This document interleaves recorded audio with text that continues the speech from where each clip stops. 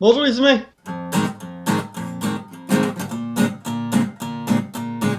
Aujourd'hui, on boit dans une tasse avec plein de chatons dans une boîte parce qu'on va parler de sciences sociales.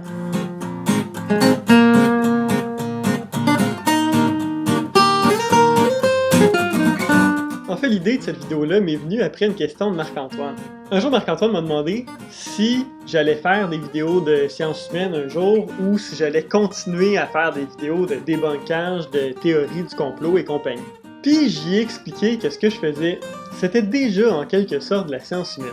Mais juste pour être sûr que tout le monde comprend bien le phénomène, aujourd'hui on va en parler. C'est comme le Good Medical Morning, let's talk about this. Let's talk about that. Pour comprendre ce que c'est de la science humaine ou de la science sociale, aujourd'hui on fera pas vraiment une distinction entre les deux. Là. La science humaine, ça englobe un petit peu la science sociale, mais dans les deux cas, ça reste dans le même domaine. Mais pour bien comprendre ce que c'est de la science humaine aujourd'hui, on va parler précisément de qu'est-ce que c'est de la science. La science, c'est pas si compliqué que ça en fait. L'objectif de toute la science, là, autant la science humaine que la science dite pure, leur objectif, c'est d'expliquer le monde qui nous entoure. Dans les deux cas, on se base sur la même chose pour pouvoir expliquer ce monde-là. On se base sur nos 5 sens. Il y en a 5, hein, c'est ça? Oui, on a 5 sens. L'ouïe, l'odorat, la vue, le toucher, le goût. Comment? Pour expérimenter quelque chose, un scientifique, ça va se baser sur ses 5 sens. C'est pas compliqué. Il y a la vue, il y a l'ouïe, il y a l'odorat, il y a le toucher, puis il y a le goût. Il n'y a pas de ressenti. Ça n'existe pas en science. Tu peux pas ressentir qu'il y a une présence, tu peux pas ressentir des choses à l'extérieur de ces 5 sens-là qui sont observables. Parce que tout le monde partage, théoriquement, ces 5 sens-là, à moins d'avoir un problème. Puis l'idée derrière la science, c'est que la théorie que tu vas émettre ou que tu vas produire, elle soit pas nécessairement reproductible, mais que tout le monde puisse observer les mêmes effets si on se met du point de vue de l'auteur de la théorie. Maintenant, il y a beaucoup de gens qui font une distinction entre les sciences dites pures puis les sciences humaines. En réalité, là, la principale différence entre les sciences pures et les sciences humaines, c'est que les sciences humaines ont un sujet d'étude qui est très complexe, qui est l'humain. Ce qui fait en sorte qu'on peut diviser les sciences humaines dans plusieurs catégories, puis dans plusieurs domaines de recherche en réalité. Mais tous ces domaines de recherche-là n'ont qu'un seul sujet d'étude au final, puis c'est l'être humain. Les sciences pures ont un sujet de recherche qui est un petit peu plus simple, parce qu'en quelque sorte, ils sont capables de plus facilement isoler leurs variables. Tu sais, en chimie, tu étudies la relation entre les atomes puis entre les molécules. En physique, on va étudier plutôt les relations entre les lois de la nature, la gravitation, des choses comme ça. En santé, on va étudier la santé des êtres humains. En biologie, on étudie la composition des êtres vivants, des corps, des écosystèmes, des choses comme ça. Ce qui fait en sorte que c'est plus simple de cerner leur sujet d'étude puis de produire des recherches qui sont, disons, empiriques sur le sujet. Quand en réalité, en sciences humaines, on n'a pas le choix de mettre en relation tous nos champs d'études parce que tous les champs d'études vont s'influencer les uns avec les autres. On peut pas parler de sociologie sans inclure un petit peu de psychologie sociale à l'intérieur de la sociologie. On peut pas vraiment parler non plus de psychologie sans parler de l'influence de la société sur la psychologie des gens. C'est un petit peu la même chose là, pour la politique, la littérature ou la linguistique. Il y a un paquet de phénomènes qui vient influencer chacune des disciplines parce que toutes ces disciplines-là ont un élément qui est commun, c'est l'être humain.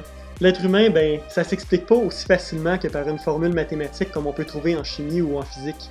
Pourtant, j'ai quand même entendu des gens me dire que la science humaine, c'était pas de la vraie science, tout simplement parce que la majorité de nos études à nous étaient basées sur des statistiques.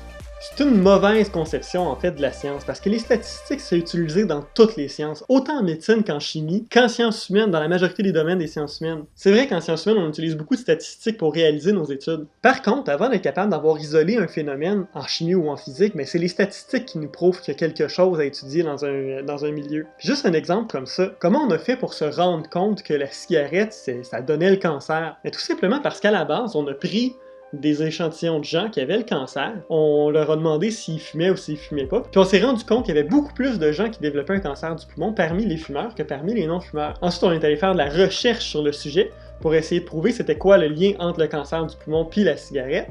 Puis on a été capable de peaufiner notre recherche jusqu'à temps d'établir le lien direct entre la cigarette et le cancer du poumon. Ceci étant dit, même encore aujourd'hui, c'est pas parce que vous fumez que vous allez développer un cancer du poumon. mais vous avez de très fortes chances de le faire parce que ça augmente drastiquement vos chances d'attraper un cancer du poumon, le fait de fumer. Encore aujourd'hui, vous pouvez fumer toute votre vie sans jamais développer de cancer du poumon. Par contre, les statistiques jouent contre vous là-dessus. Parce que la majorité des gens qui fument toute leur vie développent un cancer du poumon avec le temps. Mais c'est encore une question de statistique. Il faut avoir une certaine prédisposition génétique à développer un cancer du poumon pour développer un cancer du poumon suite à la consommation de tabac. Si jamais on tombe dans une science qui est un petit peu plus solide, disons, qu'on tombe en chimie ou en physique, avant de développer une formule mathématique qui explique un phénomène, il faut comprendre qu'est-ce qui influence ce phénomène-là. Einstein a révolutionné la physique en changeant les lois de la physique et les lois de la gravitation, tout simplement parce qu'il était capable d'isoler plus de variables, puis il était capable de comprendre comment fonctionnait la gravitation à l'échelle de l'espace pour changer, dans le fond, la façon dont on concevait la gravité. Puis c'est en observant des phénomènes qu'il a remarqué qu'il y avait des problématiques. Là. C'est pas, ça lui est pas sorti de la tête un matin comme ça. C'est parce qu'avant, quand on prenait les calculs newtoniens qui nous servaient à calculer la gravité, il y avait certains phénomènes qui s'expliquaient pas. Einstein était capable d'adapter ses observations à la physique en réalité, ou d'adapter la physique à ses observations pour inclure les observations qui n'étaient pas comprises dans les calculs newtoniens pour obtenir les calculs d'Einstein qu'on connaît aujourd'hui. L'aspect incertain des sciences humaines, c'est pas un facteur pour discréditer les sciences humaines. Parce qu'en réalité, quand on étudie des mouvements de foule, quand on étudie des politiques sociales, quand on étudie la psychologie des gens, on se rend compte finalement qu'on est aussi capable de développer des théories qui sont valides pour toute une population. Puis ça, on pourrait le faire avec l'expérience qu'on a fait la semaine passée. Je sais pas si vous vous rappelez, mais on avait été capable de déterminer que Christelle elle aimait plus son chat qu'elle aimait moi. Puis j'ai eu le goût de pousser cette recherche-là un petit peu. J'ai demandé un échantillon très large de gens, un petit peu partout au Québec, de faire cette expérience-là pour moi.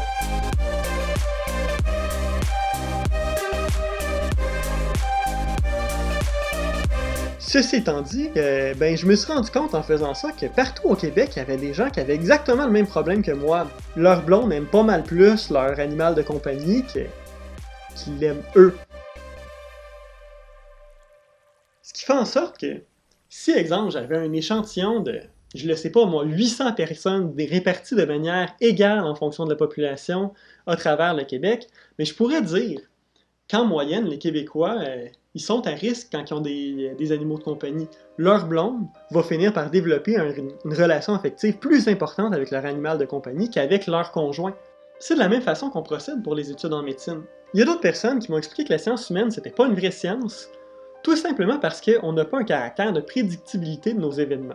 En d'autres mots, là, on peut pas prévoir qu'un événement va arriver en science humaine. Premièrement, c'est pas un argument pour dire que la science humaine, c'est pas une vraie science. Deuxièmement, des événements comme ça qu'on peut pas prévoir, il y en a aussi en chimie puis en physique.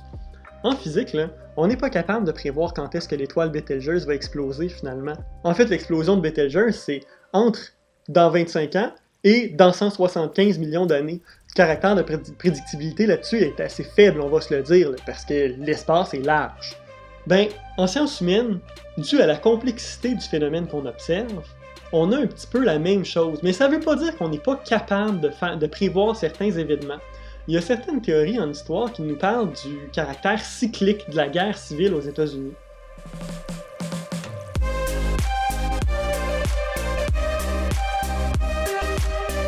À tous les 75 ans environ aux États-Unis, il y a une certaine lutte armée pour un changement ou pour des raisons politiques en quelque sorte.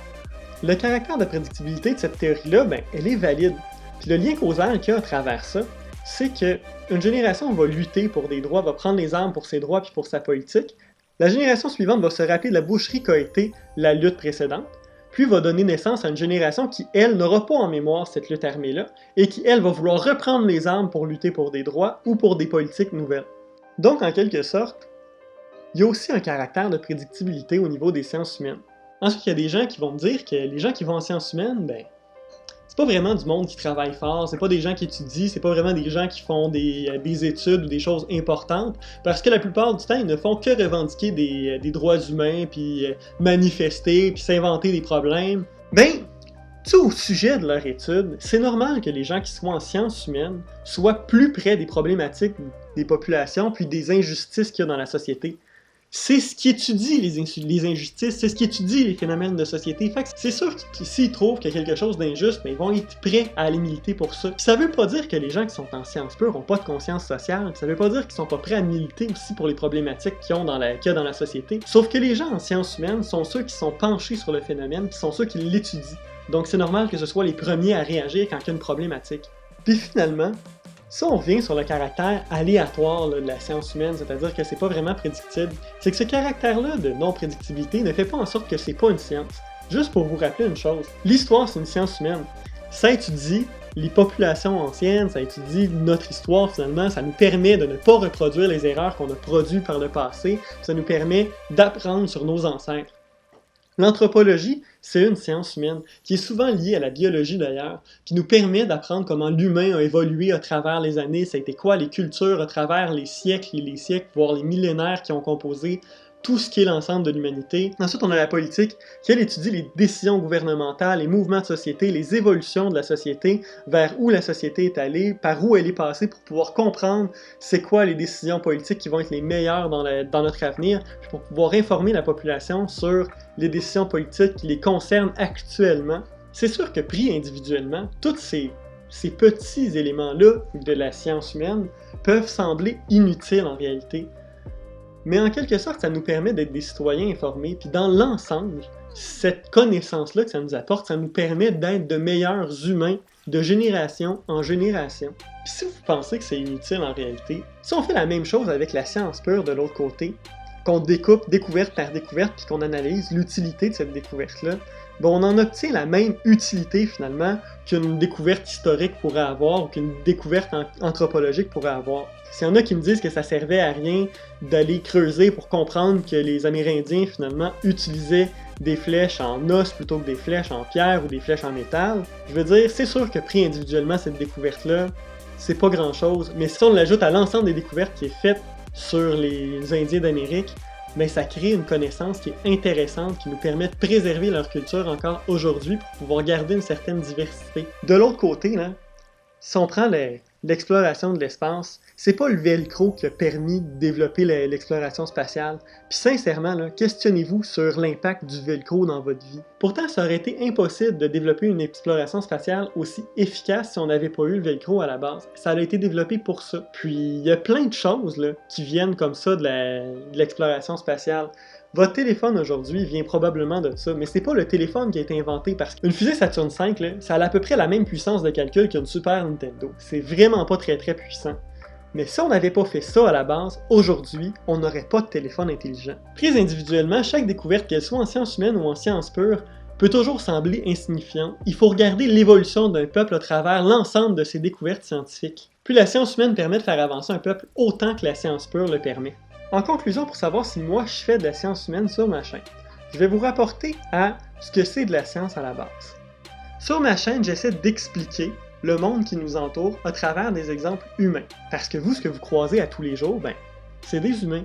Je pourrais prendre là, des exemples physiques ou chimiques, puis mélanger des produits nettoyants ensemble pour vous expliquer la relation entre les éléments. En réalité, ça intéresse sûrement certaines personnes, mais mon objectif, c'est d'intéresser les gens qui s'intéressent plutôt aux humains. Quoi? Je suis vraiment facile à distraire, j'ai un TDAH. Ceci étant dit, en science, il y a beaucoup de gens qui vont défaire des théories déjà existantes ou qui vont étudier les théories qui existent déjà. Puis moi, ben, c'est un petit peu ce que j'ai fait aussi. J'ai pris des théories qui existaient déjà, que ce soit des théories du complot ou des théories de ce qu'on voudra finalement en politique ou en sciences humaines, puis j'ai tenté de les expliquer ou de les démystifier pour que vous compreniez c'est quoi la politique en arrière, que vous compreniez c'est quoi la science humaine derrière ces idéologies-là. Donc qu'est-ce que je fais de la science humaine? Je vous explique le monde qui nous entoure à travers des exemples qui concernent les êtres humains. Ce que je fais, c'est de la science humaine.